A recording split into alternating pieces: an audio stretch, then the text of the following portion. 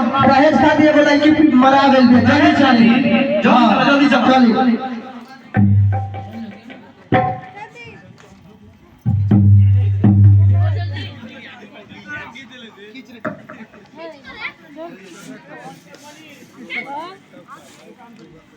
देखी हाय hey my बेटा हलो ये दुनिया हलो हाय लड़की के बाप वो पूछ ली इनका से अगर हम झूठ बोलत हो तो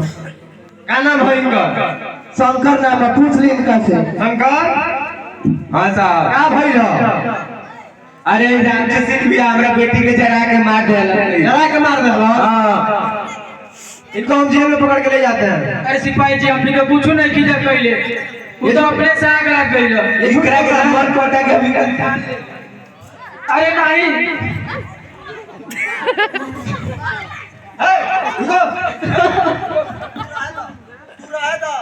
अरे सिपाही जी लोग बाजी बोले बानी हम रहे दो